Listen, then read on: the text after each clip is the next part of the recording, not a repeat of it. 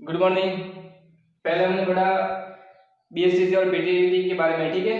और आज हम हिंदी व्याकरण, हिंदी की जो व्याकरण है वो पढ़ने जा रहे हैं, ठीक है। इसमें आपके 50 प्रश्न आएंगे, ठीक है, पीटीटी में, और 150 अंक का होगा, ठीक है दोस्तों। और एसटीसी में आपके 30 प्रश्न आएंगे, 90 अंक के, ठीक है। बाकी आपके क्या रहेगा, 60 नंबर की, या वो अपने इंग्लिश रहेगा, ठीक है। तो आपका ये कुछ पाठ्यक्रम है, ठीक है, जिसमें आपके वर्ण विचार पढ़ेंगे, ओके। संज्ञा, सर्वनाम, कारक, विशेषण, क्रिया, संधि, समास, उपसर्ग, प्रत्यय, पर्यायवाची, शब्द युग्म, विलोम, शब्द शुद्धि, वाक्य शुद्धि, मुहावरे, विराम चिन्ह, तत्सम तद्भव, देशज विदेशी, मानक परिभाषिक शब्दावली, ठीक है। राजभाषा हिंदी से संबंधित संविधान, संवैधानिक प्रावधान, वाक्यांश के लिए एक शब्द। तो ये 22 टॉपिक है आपके, 22 बिंदु हैं जिसमें अपन हिंदी व्याकरण पढ़ेंगे, ठीक है दोस्तों। तो ये अपने टॉपिक है। मैं आपको ये बता दूं, आपके जो एनसीईआरटी की जो बुक है 9 to 12, 9 कक्षा 9 से लगाकर कक्षा 12 तक की जो हिंदी व्याकरण की जो पाठ्य पुस्तक है एनसीईआरटी, उसको एक बार पढ़ें, ठीक है। वैसे तो मैं पूरी यहाँ पर क्लासें पढ़ाने की पूरी कोशिश करूंगा, ठीक है। यहीं पर मेरे वीडियो देखते हैं रोज, तो आपके लगभग 50 प्रश्नों में से 50 प्रश्न पूरे राइट हो जाएंगे और 150 अंक आपके आ जाएंगे, ठीक है। प्लीज ट्रस्ट मी, मेरे पर विश्वास करें। और आपके एक और बुक में नाम बता रहा हूँ, वहीं से भी आप अपनी स्टडी यथावत सुचारू रूप से चला सकते हैं। ये आपके हिंदी, सामान्य हिंदी है, व्यावहारिक हिंदी, राघव प्रकाश की, ठीक है। ये बुक्स भी आपके लिए कंपटीशन एग्जाम और सभी एग्जाम प्रतियोगिता परीक्षा के लिए महत्वपूर्ण है, ठीक है। ये बुक्स, इसके द्वारा भी आप पढ़ सकते हो। और दूसरी बुक है आपके एनसीईआरटी की जो बुक है, ठीक है, कक्षा 9 से लगाकर 12 तक, वो बुक्स भी आप पढ़ सकते हो। आपके हिंदी व्याकरण में हम तुमको बता दें कि जो लगभग आपके 10 टॉपिक ही ऐसे हैं, 10 से 12 टॉपिक ऐसे जो आपके समझने लायक हैं, ठीक है। बाकी सब टॉपिक आपको रोज उसको क्या करना पड़ेगा, प्रैक्टिस करनी पड़ेगी। जैसे कि प्रैक्टिस करने वाले जो टॉपिक मैं आपको बता दूं, मुहावरे, ठीक है। मुहावरे ऐसा टॉपिक है जिसको आपको कोई समझना नहीं है, उसको रोज इंपॉर्टेंट मैं आपको बता दूं। ये हिंदी की जो राघव प्रकाश, मैं यही बुक पढ़ता आ रहा हूँ, ठीक है। तो इसमें जो आपके मुहावरे हैं इसमें, ठीक है दोस्तों, इसमें जो मुहावरे हैं और उसको जो ब्लैकिंग किया है, यानी पहले आपके आरएस वाले एग्जाम में, कितने भी नेट एग्जाम में, उसमें जो क्वेश्चन आ चुके हैं वही आपके लगभग पीटीटी बीएसटीसी में क्वेश्चन पुट आउट होते रहते हैं। तो इसमें जो ब्लैकिंग से जो किया हुआ है उसको पढ़ने की पूरी कोशिश करें, ठीक है। मुहावरे हैं, ठीक है।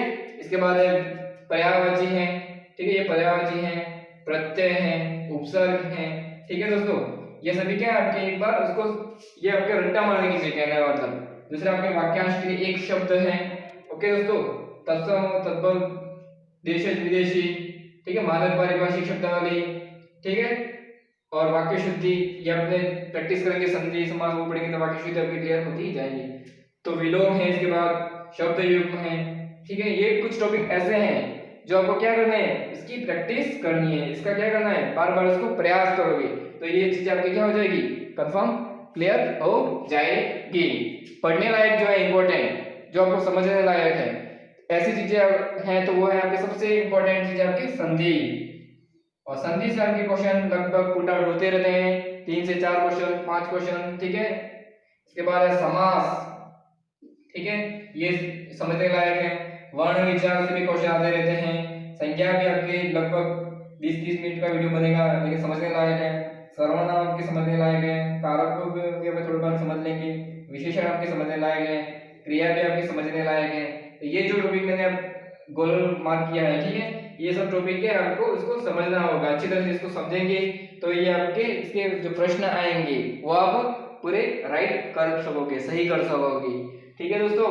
तो ये है, मैं आपको बता दूं, रोज अपना एक टॉपिक चलेगा, उसके साथ ही कोई एक टॉपिक चॉइस कर लें और उसकी रोज क्या करें, हम प्रैक्टिस करें। जैसे कि अपन देख लेते हैं पर्यायवाची, ठीक है, पर्यायवाची या विलोम देख लेते हैं, ठीक है। विलोम देख लो, रोज आपको 20 या 25 क्या करना है, विलोम उसको पढ़ने हैं, ठीक है। एक बार विलोम लिख दो और उसके लिखो और उसको रख दो और उसको याद करने की कोशिश करो। ज्यादा से उसको लिख के करनी, याद करने की कोशिश करेंगे तो ये आपके विलोम है, पर्यायवाची है, वो सब आपके उपसर्ग प्रत्यय, ये सब आपके क्लियर होते जाएंगे। तो ये बात है अपने हिंदी व्याकरण की, ओके दोस्तों। मैं आपको पूरा विश्वास दिलाता हूँ कि 50 प्रश्न आपके पूरे सही करने की पूरी कोशिश करूंगा।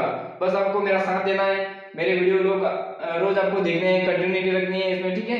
लगातार इसको क्या करना है, इसको देखते रहना है, ठीक है। तो आज का अपना जो टॉपिक है वो है आपके संधि। अपनी क्लास शुरू हो रही है आज हिंदी व्याकरण की। और संधि, संधि एक ऐसा टॉपिक है, एक ऐसा बिंदु है जहां से क्वेश्चन आपके क्या आते हैं, देता है। किसी भी एग्जाम में देखो संधि से क्वेश्चन आते हैं, चाहे वो एलडीसी का हो, राजस्थान हाईकोर्ट ग्रुप डी का हो, पटवार का हो, सचिव का हो, नेट एग्जाम हो, कहीं पर भी आप एग्जाम देने जाओ संधि से क्वेश्चन आपके आते रहते हैं, ठीक है दोस्तों। तो संधि, संधि हम अपना टॉपिक शुरू करने जा रहे हैं, ठीक है। तो लेट स्टार्ट संधि, ठीक है दोस्तों। संधि टॉपिक है अपना संधि, ओके दोस्तों। तो क्लास शुरू करें। कोई भी डाउट हो तो कमेंट करें, ठीक है। और लाइक शेयर सब्सक्राइब करें चैनल को। संधि, संधि से आपके लगभग क्वेश्चन आते ही रहते हैं। अपन क्राइटेरिया मान ले तो 4 क्वेश्चन लगभग आते रहते हैं या 3 भी आ सकते हैं। जैसा एग्जाम हो वैसा आपके क्वेश्चन पुट आउट होते रहते हैं। तो पहली बात संधि, इसका शाब्दिक अर्थ क्या होता है? तो शाब्दिक अर्थ होता है सम उपसर्ग। ये क्या है? उपसर्ग है दोस्तों। सम उपसर्ग पूर्वक धी धातु से किस शब्द का निर्माण होता है? संधि का निर्माण होता है। ये इसका क्या है? इसके हमने क्या किया? विच्छेद किया है, लेकिन इसका अर्थ क्या हुआ? मेल या जुड़ना। दो स्वरों, दो व्यंजनों, दो वर्णों के मेल को, यानी इसकी सिंपल सी अगर परिभाषा हम देख लेते हैं दोस्तों, परिभाषा यहाँ पर क्वेश्चन नहीं आता है, ये सम स्वर्ग ये कुछ नहीं आएगा। मुझे पता है कि क्वेश्चन क्या आएगा, लेकिन ये आपके समझने के लिए आपके क्या है, ऐसा पढ़ना पड़ेगा, ठीक है। तो सिंपल सी अगर परिभाषा अगर पूछ ले, ठीक है, क्वेश्चन दे दे कि दो वर्ण के प्रश्न में को क्या कहते हैं? संधि, समास, उपसर्ग, प्रत्यय, तो आपको टिक करना होगा संधि, ओके दोस्तों। तो संधि किसे कहेंगे? दो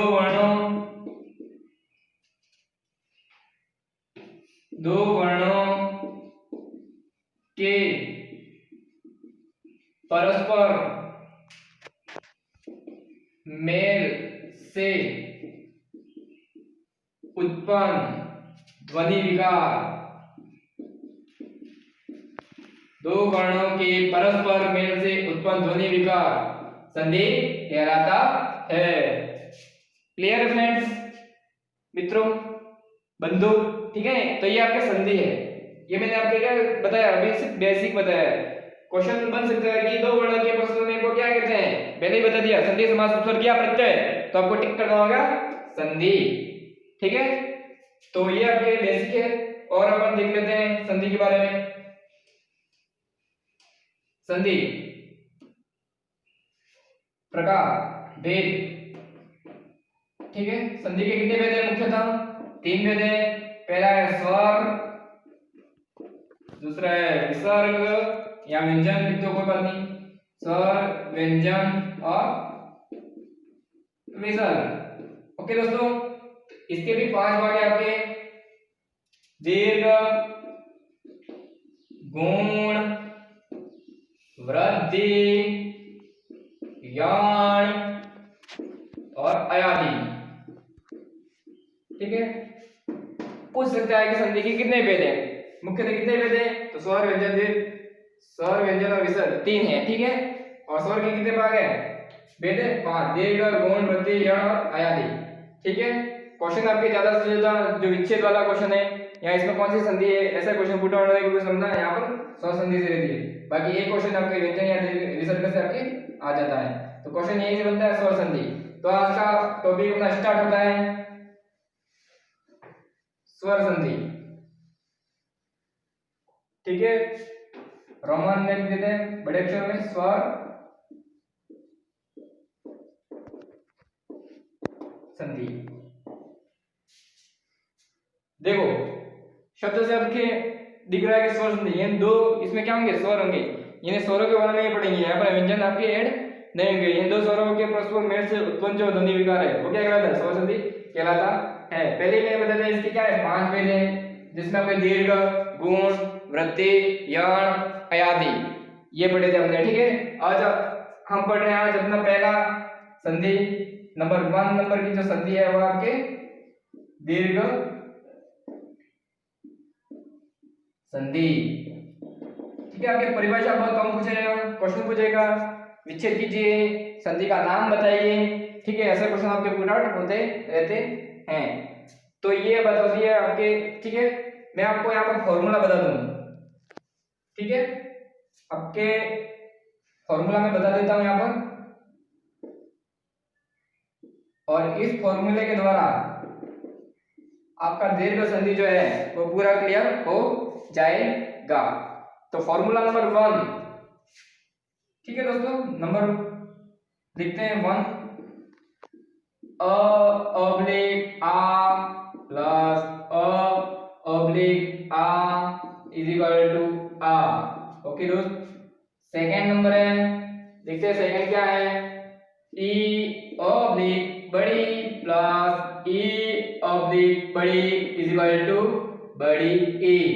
थर्ड नंबर है ऊ ऑब्लिक इज इक्वल ऑब्लिक बड़ा ऊ प्लस ऊ ऑब्लिक बड़ा ऊ बराबर बड़ा ऊ। तो ये अगर अपन ने समझ लिया, मैं ये क्या कर रहा हूँ, ये क्या बोल रहा हूँ समझ में आ रहा है। तो आपके जब हम संधि पढ़ेंगे, जब हम कोई शब्द लेंगे तो उसमें पहले शब्द क्या होगा, अ होगा या आ होगा। ठीक है, और बाद वाला भी पहले क्या होगा, अ या आ होगा। अगर ऐसी सिचुएशन उत्पन्न हो जाती है तो आपके क्या आएगा, आ आएगा, ये ऑब्लिक तो ये ई बड़ी और ऊ। ठीक है, ये कहना चाह रहा हूँ। ठीक है, ये तो मैंने आ ये कुछ बोल दिया है, लेकिन अब हम इसको एक उदाहरण के द्वारा, ठीक है, क्या करेंगे, अ ऑब्लिक आ, इसके उदाहरण के द्वारा हम इसको समझने की कोशिश करेंगे। तो देखिए क्या है, पहला अपना फॉर्मूला क्या था भैया, अ ऑब्लिक बड़ा आ प्लस अ ऑब्लिक प्लस सॉरी ऑब्लिक बड़ा इज इक्वल टू आ। इसके लिए आपने 4 सॉल्यूशन बन सकते। पहले अ छोटे बड़े आ सकते हैं या बड़े बड़े आ सकते हैं। ठीक है, या पहला बड़ा आ सकता है, छोटा आ सकता है, पहले छोटा आ सकता है फिर बड़ा आ सकता है। ठीक है, तो ये आपके कुछ भी हो सकता है। ठीक है, तो देखेंगे अपन एक एक सिचुएशन देखते जाएंगे। देखो, छोटा अ और छोटा अ का उदाहरण देखते हैं अपन। एक उदाहरण है मेरे पास सबसे इंपॉर्टेंट, और ये उदाहरण आपके लगभग सभी परीक्षा, जो प्रतियोगिता परीक्षा होती है वहां पर पूछे जाते हैं। गीतांजलि, पहली बात तो आपको लिखने भी नहीं आएगा, बहुत सारे लोगों को कम पता होगा गीतांजलि कैसे लिखते हैं। ठीक है, तो एक बार सोचें गीतांजलि कैसे लिखते हैं। मैं लिख रहा हूं, देखो आपको, ये आपके गीतांजलि। ठीक है, गीतांजलि ऐसे लिखते हैं, और यही आपके सही शब्द शुद्धि कहलाती है। और यहाँ से संधि हम जब पढ़ते हैं तो आपके शब्द शुद्धि भी लगभग टॉपिक क्लियर होता जाता है। ठीक है, इसलिए संधि को आपको क्या करना है, जितना अच्छा टाइम लगा सको उतना अच्छा टाइम लगाने की कोशिश कीजिए।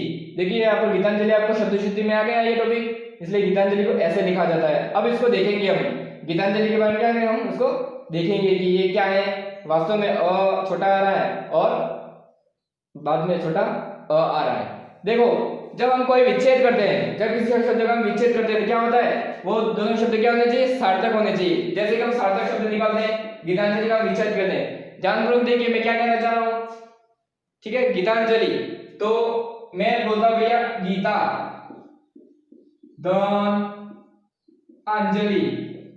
तो दोस्त गीता, गीता क्या है आपके, एक नाम विशेष है, इसका कोई सार्थक अर्थ नहीं निकलता है। अंजलि भी क्या है, एक सार्थक शब्द नहीं है दोस्तों। तो दूसरा आपका क्या निकल सकता है, गीत निकल सकता है, और दूसरा आपका क्या निकल सकता है, अंजलि निकल सकता है। ठीक है दोस्तों, तो ये बात है मैं कहना चाह रहा हूं। देखो, गीत अपन क्या है, सॉन्ग संगीत, तो ये सब क्या है, सार्थक शब्द है दोस्तों। ठीक है दोस्तों, गीत क्या है, सार्थक शब्द है, और अंजलि भी क्या है आपके, अंजलि है अंजन। ठीक है, हनुमान जी की माता का नाम क्या था, अंजलि। तो ये है। ठीक है, अब देखो यहाँ पर एक टॉपिक और भी क्लियर है, गीत और अंजलि, यानी आपके शब्द का जो अर्थ है, यानी आपके जो पर्यायवाची आएंगे जब, तब संधि पढ़ने का बहुत सारे आपके बेनिफिट्स हैं, लाभ हैं। संधि आपके पर्यायवाची में अभी आ जाता है। ठीक है, तो ये भी आपके इंपॉर्टेंट फैक्ट है। तो गीत क्या आपके एक सार्थक शब्द है, अंजलि भी आपके सार्थक शब्द है। अब मैंने ये बताया कि अ आएगा और अ आएगा, तो में क्या आ रहा है, दोस्त देखो भाई निकालो, त आ रहा है, तो आ रहा है, क्लियर है दोस्त। अंजलि में अ ये पहले से बैठा हुआ है, मैंने कहा था कि छोटा दोनों बन के क्या हो जाते हैं दोस्त, आ हो जाते हैं। तो ये आ हो जाएगा और ये गीत में क्या हो जाएगा, तो हलन से ये लंगड़ा अक्षर है, और ये अंजलि, ये आ पूरा जगह क्या है यहाँ बैठ जाएगा, तो ये क्या है गीता, और ये अंजलि, ठीक है। तो ये हो गया आपके इति सिद्धम, इति सिद्धम। ओके दोस्त, तो ये क्लियर है गीतांजलि। और ये आपके सभी परीक्षा में ये शब्द फेमस है। ओके, और एक शब्द ले लेते हैं अपन, देखते हैं कि कौन सा शब्द है। प्रैक्टिस करते जाओगे आप तो आपके क्लियर होते जाएंगे सभी शब्द। अब अपन देख लेते हैं कौन सा देख लेते हैं, दोनों आ वाला शब्द देख लेते हैं। एक अ वाला देख लिया, अब हम क्या देख लेते हैं, दोनों आ और आ, यानी आ ऑब्लिक आ, ये वाला देख लेते हैं। आ प्लस आ बराबर आ होता है। तो देखते हैं आ और आ का कौन सा आपके पास है। और एक और फैक्ट, ये भी आपके बहुत सारा फेमस, यानी ये भी आपका जो शब्द है बहुत ही फेमस है दोस्त, ठीक है। विद्यालय, इसको ऐसे भी लिख सकते हो विद्यालय, ठीक है दोस्त। तो ये भी आपका जो उदाहरण है वो काफी फेमस उदाहरण है, ठीक है। तो विद्यालय देखो आना चाहिए भाई, और आना चाहिए। अब देखते हैं विद्यालय का संधि विच्छेद करेंगे हम दोस्त, ठीक है। तो देखते हैं, मैं करता हूँ, मुझे नहीं आता भाई, मुझे विद्यालय का विच्छेद करने नहीं आता है, मैं सीख रहा हूँ यहाँ पर, ठीक है। तो सीखते हैं अपन, करूँ मैं तो विद्य धन अलय, दूसरा मुझे आएगा भाई विद्या धन आलय। ये दो शब्द है आपके पास, विद्या धन आलय और विद्या धन आलय। विद्या भाई क्या है, निरर्थक शब्द है, विद्या क्या है, निरर्थक है, इसका कोई अर्थ नहीं निकलता है, इसलिए ये निरर्थक कहलाता है। अलय, अलय भी कुछ निरर्थक है, तो ये तो बनेगा नहीं, कैंसिल कर दो इसको। दूसरा क्या बन सकता है, विद्याधन आलय बन सकता है, क्या बन सकता है, विद्याधन आलय बन सकता है। तो विद्या यानी क्या है, सरस्वती देवी विद्या, आलय यानी घर। देखो ये शब्द के अर्थ भी निकल रहे हैं, विद्या यानी शिक्षा, सरस्वती देवी विद्या जिसको बोलते हैं। देखो यहाँ में क्या निकल रहा है, आ निकल रहा है, और ये भी आ, तो देखो मतलब क्या हो जाता है, आ हो जाता है। ये विद्या में क्या होगा, ये हलन कर देंगे और आगे बढ़ जाते, ये विद्या बन जाएगा, और लय विद्यालय, इति सिद्धम। क्लियर है दोस्तों। तो देखेंगे, आया समझ में।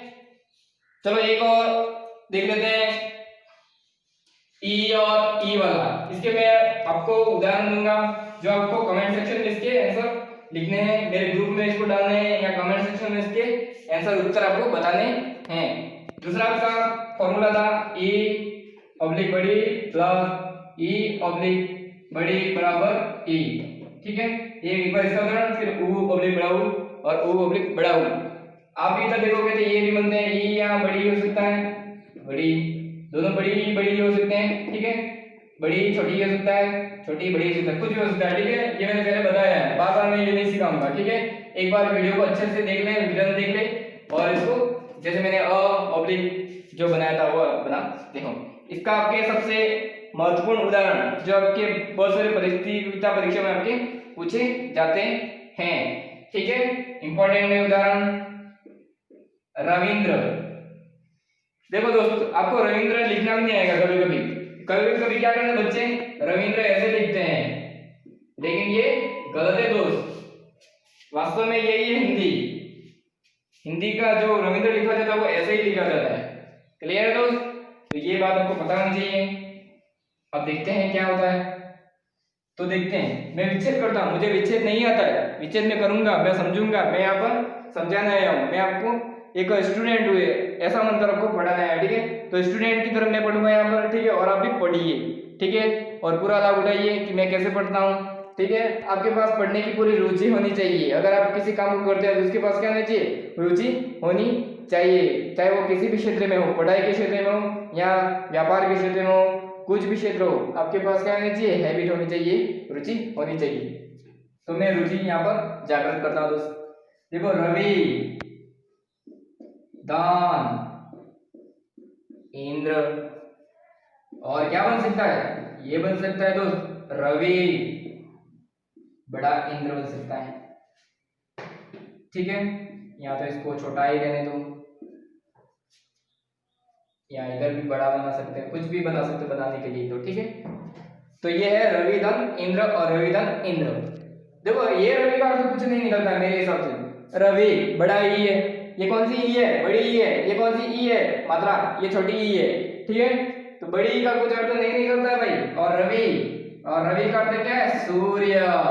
तो देखो आया दोस्तों, ये पर्यायवाची भी क्लियर हो रहा है। यहाँ से संधि पढ़ने का एक ही यही लाभ है कि आपके पर्यायवाची भी क्लियर होते रहते हैं, जो शुद्ध युग्म भी आपके क्लियर होते रहते हैं। तो ये बेनिफिट है। दूसरा आपके इंद्र, ये नहीं बोलेंगे, सिंपल इंद्र बोलेंगे। ठीक है, तो इंद्र आपके क्या है, भगवान इंद्र का नाम है।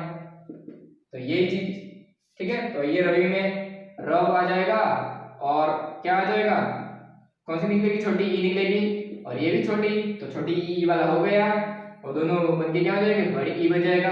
और रवि में क्या है, बड़ी लगा देंगे, और रविंद्र, इति सिद्धम। क्लियर है दोस्तों। चलो आज का लास्ट, उ ऑब्लिक बड़ा उ प्लस उ ऑब्लिक बड़ा उ इज इक्वल टू बड़ा उ।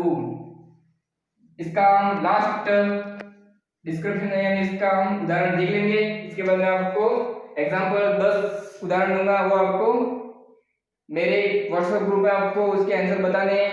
ठीक है, देखते हैं अपन। उ ऑब्लिक बड़ा उ प्लस उ ऑब्लिक बड़ा उ इज इक्वल टू बड़ा उ। ये उदाहरण मैंने आपको जो आपको बताना है वो पहले वीडियो पॉज करके या पीछे करके उसको देख लेंगे। ठीक है, इसका सबसे अच्छा उदाहरण मैं देख लूं तो ये उदाहरण आपके लगभग सभी प्रतियोगिता परीक्षा में देखा जाता है, वधोत्सव और वधोत्सव। पहली बात तो मुझे बताओ कि इसमें से सबसे यानी सही शब्दांश या सही शब्द कौन सा है। तो देखेंगे इसको, वधोत्सव वास्तव में कौन सा सही होना चाहिए, ये होना चाहिए या ये होना चाहिए। तो मुझे तो लगता है वधु, यानी वधु जो होती है, घर की जो वधु होती है वो कभी छोटी होती है, यानी वो घर की लक्ष्मी मानी जाती है, इसलिए वधु क्या होती है, हमेशा बड़ी होती है दोस्त। तो ये वधु क्या है, यही सही शब्द है, ये सही है। तो देखते हैं अपन, अब देखेंगे हम इसका विच्छेद। देखो वधु धन उत्सव, अब दूसरा क्या देखते हो, बड़ा उत्सव वधु धन उत्सव, या बड़ा उत्सव भी हो सकता है, या उत्सव भी हो सकता है। तो ये है आपका वधु यानी बहू, घर की जो बहू होती है उसको क्या बोलते हैं, वधु बोलते हैं दोस्त। और उत्सव यानी त्योहार, फेस्टिवल। तो ये दोनों शब्द क्या है, सार्थक हैं। तो वधु में क्या निकला, ये क्या है, बड़ा हुआ है, प्लस उत्सव में ये छोटा हुआ है, बड़ा छोटा दोनों का बड़ा हो जाता है, तो ये बन जाता है आपके वधु सम। तो ये सिद्धम। ठीक है दोस्तों, एक बार इसको देख ले आराम से, या इसको पॉज करके देख ले, या अच्छे से उसको समझने की पूरी कोशिश करें। अब मैं आपको उदाहरण दे देता हूँ, 5-6 उदाहरण देता हूँ, वो आपको कमेंट सेक्शन में इसके आंसर आपको बताने हैं कि क्या है इसको सही विच्छेद। 5 उदाहरण देता हूँ इंपॉर्टेंट, बाकी आप राघव प्रकाश और जो एनसीईआरटी की जो कक्षा 9 से लेकर 12 तक की, वहां से आप पूरे एग्जाम्पल आप सॉल्यूशन उसके कर सकते हो। पहला एग्जाम्पल मैं आपको दे दूं तो आपके पास उदाहरण रहेगा इंपॉर्टेंट उदाहरण, तथापि दोस्त इंपॉर्टेंट है ये। दूसरा मैं आपको उदाहरण देने की कोशिश करूं तो परीक्षार्थी, इंपॉर्टेंट है ये, सभी प्रतियोगिता परीक्षा में पूछे जाते हैं परीक्षार्थी। तीसरा आपका मैं एग्जांपल दे दूं तो इंपॉर्टेंट आपके पास है प्रतीक, नाम सुना होगा, मेरे दोस्त का नाम है प्रतीक, तो ये ऐसे लिखा जाता है, इसका विच्छेद करेंगे। ठीक है, चौथा आपके है इंपॉर्टेंट है आपके पास परिच्छेद। आपको लिखने भी नहीं आएगा बहुत सारे बच्चों को कि परिच्छेद कैसे लिखा जाता है, तो सही लिखित जो होता है लिखितांश होता है वो परिच्छेद ऐसे लिखते हैं। और लास्ट आपके उदाहरण है, सबसे इंपॉर्टेंट उदाहरण इसका देख ले, तो बहुत सारे इंपॉर्टेंट है, जैसे ऊ से बहुत कम पूछा जाता है, फिर उसको देख लेते हैं भानुदय। यही आपके लोगों को पूछा जाता है। बाकी आप एग्जाम्पल आप दे सकते हो। तो देखिए ये आपके मैंने होमवर्क दे दिया भाई, गृह कार्य। यह गृह कार्य आप मुझे व्हाट्सएप कर दीजिए, MKY ऑनलाइन क्लासेस है और ये मेरा कॉन्टैक्ट नंबर है।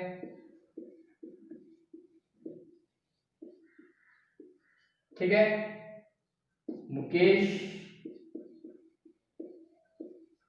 YADAV।